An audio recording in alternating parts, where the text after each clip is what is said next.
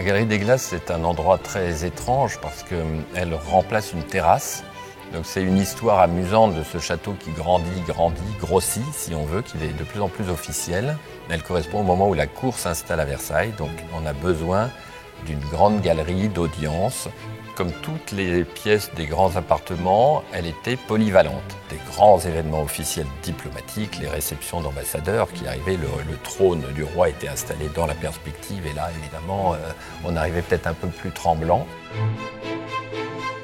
Puis il y avait les fameux bals, on remplissait la galerie de lustres, on rajoutait énormément de lumière et on donnait des fêtes grandioses.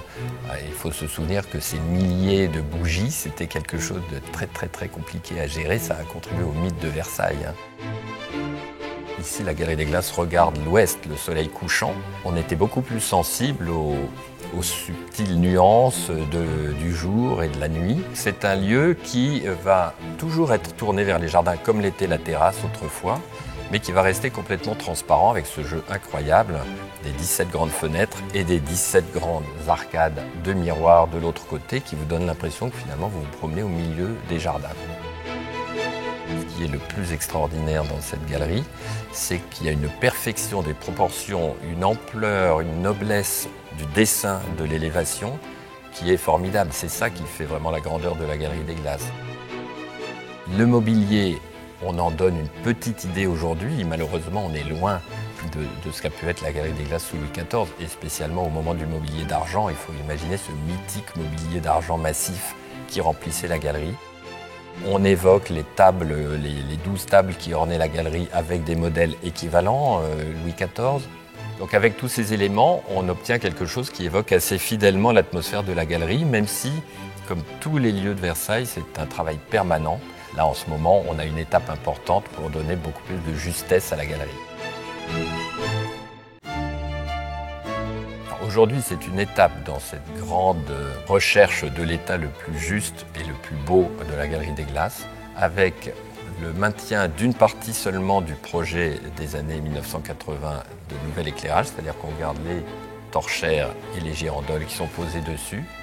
On ne garde qu'une petite partie de lustre dormant et on enlève tout l'éclairage de type salle de bal, qui lui est anecdotique, n'a pas de raison d'être là en permanence et empêche surtout beaucoup la lisibilité du plafond. On considère aujourd'hui que le véritable aspect de cette galerie, c'est d'avoir son éclairage dormant, c'est-à-dire permanent. Donc déjà, rien que ça vous rend à la galerie quelque chose de beaucoup plus proche de l'histoire. Et cet éclairage à hauteur d'homme est très important parce qu'il est efficace, plus agréable. Il incarne beaucoup mieux l'esprit, la conception de l'atmosphère lumineuse qu'on avait à l'époque. Alors, une partie importante du projet, c'est de faire redécouvrir la splendeur de la voûte de Charles Le Brun, parce que c'est quand même la chapelle Sixtine française, c'est le chef-d'œuvre absolu de la peinture de plafond, un propos extraordinaire, enfin unique en son genre, où subitement les dieux sont remplacés par le roi. L'éclairage aussi de cette voûte qui doit donner l'impression de ne pas exister, puisqu'en fait on ne veut surtout pas laisser sentir la présence de spots, mais on aura l'impression que c'est la lumière du jour qui naturellement permet de voir les peintures du plafond. C'est très complexe de programmer cette opération, mais elle aura entièrement été achevée au cours de l'été 2025. Alors, le programme du plafond, il est étonnant. Ils ont eu cette idée de quitter l'iconographie traditionnelle mythologique pour faire toute la place au roi lui-même. C'est-à-dire que Louis XIV devient une sorte de dieu. En tout cas, il vit ses aventures à la voûte de la Galerie des Glaces, entouré de divinités, de créatures allégoriques, de dragons, de toutes sortes de personnages plus ou moins symboliques, en suivant toute la carrière militaire et diplomatique de Louis XIV qui va pacifier l'Europe et qui donc va lui offrir la paix, évidemment une paix à son avantage, puisqu'on explique comment la France a imposé ses vues, retourné les alliances et finalement triomphé pour un nouvel ordre européen.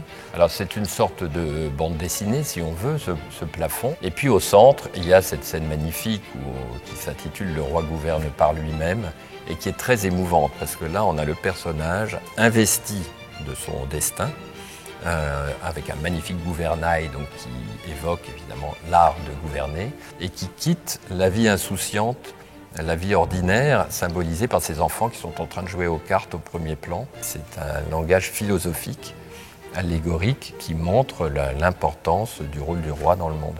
Il y a des allusions à différentes cultures du monde, ça c'est très important, la curiosité. Louis XIV était un grand collectionneur. Alors on a par exemple cette armure de samouraï qui surgit dans le décor de la galerie. Alors une chose très amusante sur ce plafond, c'est que chaque tableau a un cartouche. C'est ce qui le rapproche peut-être aussi de la bande dessinée. C'est un décor parlant. Au départ, ils étaient en latin, donc on est dans une culture classique, un peu savante. Et on a abouti, en dernière étape, à ce qu'on a aujourd'hui, c'est-à-dire des légendes qui ont l'air toutes simples et sobres, mais qui sont de Boileau et Racine, donc quand même deux immenses auteurs, qui font sans doute le charme de Roi Arme sur terre et sur mer. C'est presque un vers finalement, avec les dates.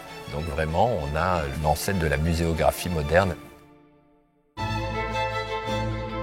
Je pense que les lustres ont pendant longtemps empêché le regard d'aller jusqu'à l'étage au-dessus, parce que ces lustres créent un contre-jour. Mais il faut vraiment lever les yeux, et on pourrait ne visiter Versailles qu'en regardant les plafonds.